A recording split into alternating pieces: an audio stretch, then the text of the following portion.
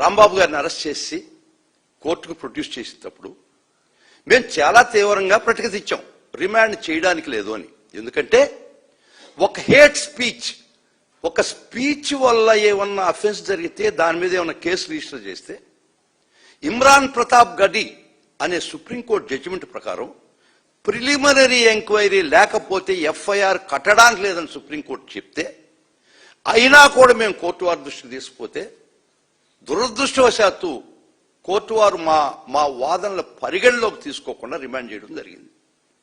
చేసిన తర్వాత అసలు గేమ్ అక్కడి నుంచి స్టార్ట్ చేశారు ఈ ప్రభుత్వం, చంద్రబాబు నాయుడు. అక్కడి నుంచి రాష్ట్ర పెద్దలు గేమ్ అక్కడి నుంచి స్టార్ట్ చేశారు.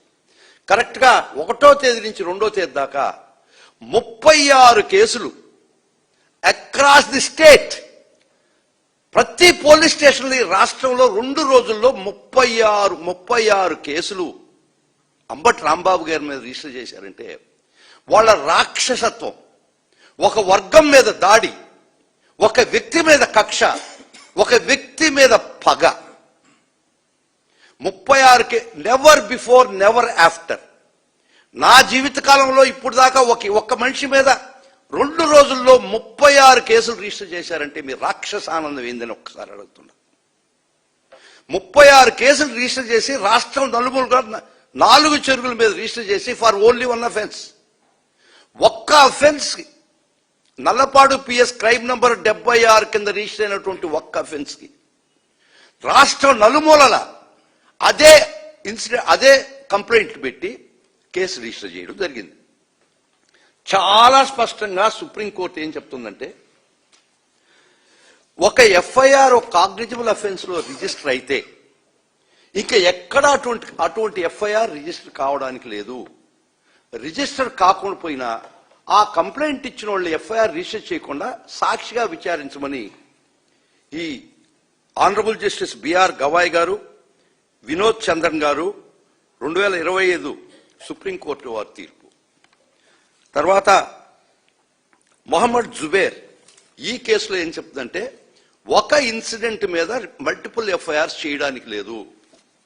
ఇంకోటి టిటి యాంథోనీ ఈ కేసులో కూడా సుప్రీంకోర్టు ఏం చెప్తుందంటే ఒక్కసారి ఒక ఎఫ్ఐఆర్ రిజిస్టర్ చేసిన తర్వాత అదే విషయం ఇంకో కేసు ఎఫ్ఐఆర్ రిజిస్టర్ చేయడానికి లేదని చెప్పినా కూడా సుప్రీంకోర్టు చెప్పినటువంటి తీర్పు గాలి కుదిలేశారు. కానీ ఆర్టికల్ 141 ఆఫ్ ది కాన్స్టిట్యూషన్ ప్రకారం సుప్రీంకోర్టు ఇచ్చిన తీర్పు ఈ దేశంలో ప్రతి ఒక్కరూ బైండింగ్ అని ఆర్టికల్ 141 చెప్పినా కూడా ఈ రాష్ట్రంలో ఈ ప్రభుత్వానికి కాన్స్టిట్యూషన్ 141 లేదు. ఈ సుప్రీంకోర్టు జడ్జిమెంట్లు పనికిరావు, లెక్క చేయరు, ఖాతరు చేయరు. 36 కేసులు మీరు రిజిస్టర్ చేశారంటే అది ఈరోజు మా ప్రతి ఒక్క మిత్రుడు లీగల్ టీంలో ప్రతి ఒక్క advocate who belongs to YSRCP legal team ఒక సైనికుడుగా సుదర్శన్ రెడ్డి గారి ఆధ్వర్యంలో పనిచేశారు. ఈరోజు ఒక బ్రహ్మాండమైనట్టు చెప్పపెట్టు ఈ ప్రభుత్వానికి తెచ్చినటువంటి ఘనత వైఎస్ఆర్ కాంగ్రెస్ పార్టీ లీగల్ టీంకు దక్కద్దని పదే పదే చెప్తున్నా. ఒక మార్నింగ్ ఒక లంచ్ మోషన్ తీసుకొని 36 కేసులకి ప్లస్ ఇంకొక 2 కేసులకు తీసుకొని ఒక్క షాట్ విత్ 1 షాట్ ఆ ఎఫ్ఐఆర్ డస్ట్బిన్ లో కల్పించామంటే అది YSR Congress party legal cell యొక్క ఘనత, వాళ్ళ యొక్క శ్రమ, వారి యొక్క స్వేదము, వాళ్ళ యొక్క రక్తము, వాళ్ళ యొక్క పట్టుదల. ఖచ్చితంగా చెప్తున్నాం, ఎదుర్కొంటాం. ఈ అరాచకాలు, ఈ స్టేట్ స్పాన్సర్డ్ టెర్రరిజాన్ని ఖచ్చితంగా అడ్డుకట్టేస్తాం.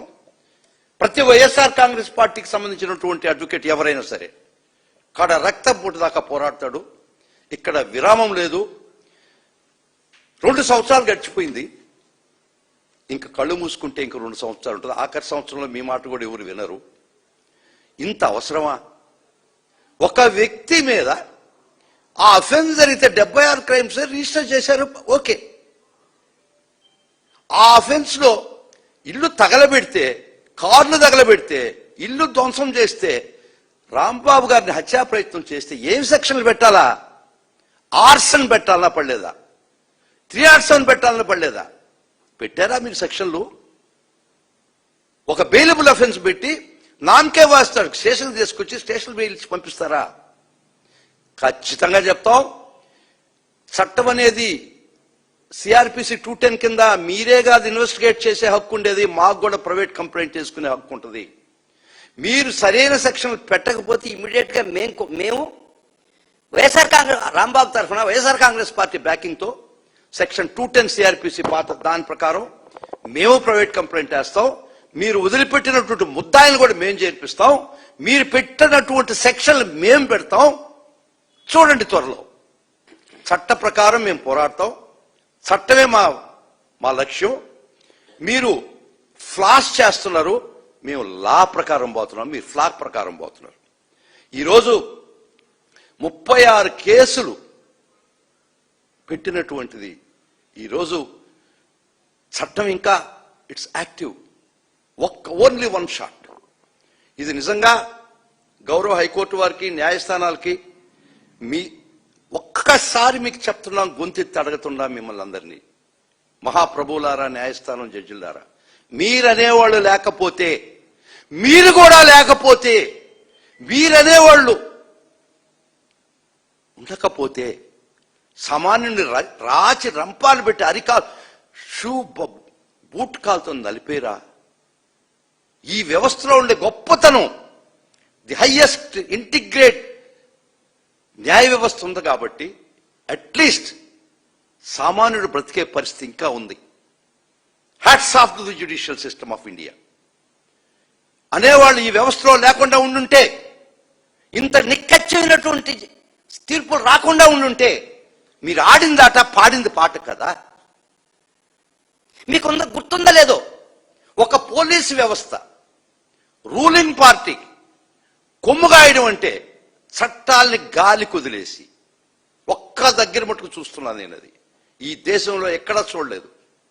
ఇరాన్లో IRGS అని ఒకటి ఉంటుంది, ఇరానియన్ రెవల్యూషనరీ గార్డ్ కోర్ అని, జీసీ. వాళ్ళు కొమేనీకి మాత్రమే బదులు, ప్రజలకు కాదు. ఆ విధంగా మీరు పాలకులకు మాత్రమే బద్దులై పాలకులు చెప్పినట్టే విని చట్టాన్ని గాల్లో వేసినటువంటి ప్రతి పోలీస్ ఆఫీసర్కి గారికి ఒక గుర్తు చేస్తున్నారు. మీరు చట్ట ప్రకారం ఒక్కసారి రీడ్ చేస్తున్నా, 166 IPC 138 of BNS ప్రకారం, public servant disobeying law with intent to cause injury to any person, whoever being a public servant knowingly disobeys the direction of any law as to way that he is to conduct himself, and such public servant intending to cause or knowing it likely that he will by such disobedience cause injury to any person shall be punished with imprisonment. దీని ప్రకారం మీకు అంబటి రాంబాబు గారు crime number 76లో ఆ complaint it had been published across the state. ఈ రాష్ట్రం అంతా తెలిసినటువంటి విషయం అది. ఆయన రిమాండ్ అయినాడని తెలిసిన విషయం. ఆయన ఎందుకు రిమాండ్ అయినది ఆ రోజు జరిగింది పేపర్లో, టీవీల్లో, ప్రతి మాధ్యమంలో ప్రచురితమైన విషయం. అయినా కూడా మీ యొక్క తాపేదారులతో మీరు కంప్లైంట్ తీసుకొని 36 కేసులు మీరు రిజిస్టర్ చేయించారంటే, you are disobeyed the law of honourable supreme court as contained in Tito Anthony, his lordship Gawai's judgment, as well as Zubair. Meeru law, as per Article 141, it is binding on you and me in the entire country. So knowingly fully well that you are not supposed to register the case, you have violated the law and registered the case to cause injury to Ambati Rambabu. We are also pursuing that. మేము ఖచ్చితంగా దీన్ని we take it to logical end. And ఒకవేళ మేము remand కూడా challenge చేశాం. ఆ remand challenge చేసేటప్పుడు కూడా కొన్ని తప్పిదాలు దొరికాయి కాబట్టి రిమాండ్ అప్పుడు దాన్ని కూడా మేము we are taking to logical and ఎవరైనా మేము it is under our examination. ఆ కోర్టు తీర్పు సరిగా లేదు చట్ట ప్రకారం అనుకుంటే వారి మీద కూడా కంటెంప్ట్ చేయడానికి సిద్ధంగా ఉన్నాం. ఎందుకంటే now or never, once for all, it's enough, it's enough, it's enough, it is enough for ever. We will not allow the law to be plundered by you people. చట్టాన్ని మీ ఇష్టం వచ్చినట్టు, ఇష్టం వచ్చిన రీతిలో, ఇష్టం వచ్చిన వ్యక్తిని మీరు పర్సిక్యూట్ చేస్తుంటే ఇది persecution to the pick, persecution to the peak, that is the state of affairs in Andhra Pradesh. కాబట్టి ఖచ్చితంగా విల్ టేక్ సీరియస్ యాక్షన్. ముఖ్యంగా ఇంకా సంతోషకర విషయం, ఈ రోజు ఆ క్రైమ్ నంబర్ 76 అనే కేసులో వాళ్ళు మన పోలీస్ కస్టడీకి పిటిషన్ వేయడం జరిగింది. బెయిల్ ఇవ్వకూడదని పిటిషన్ వేస్తూ, కౌంటర్ వేస్తూ ఆ పోలీస్ కస్టడీకి పిటిషన్ వేయడం జరిగింది. మన శుక్రవారం చాలా తీవ్రమైన ఆర్గ్యుమెంట్ జరిగింది, మార్నింగ్ టు ఈవినింగ్. ఈ రోజు గౌరవ మ్యాజిస్ట్రేట్ వారు వేసినటువంటి పోలీస్ కస్టడీ తిరస్కరిస్తూ అంబటి రాంబాబు గారికి ఆ ఒరిజినల్ ఫస్ట్ కేసులో బెయిల్ మంజూరు చేసిందని చెప్పడానికి చాలా సంతోషపడుతున్నాను. This is a news. ఇది ఈ రాష్ట్ర ప్రజలకు ఒక భరోసా, ఒక అండ.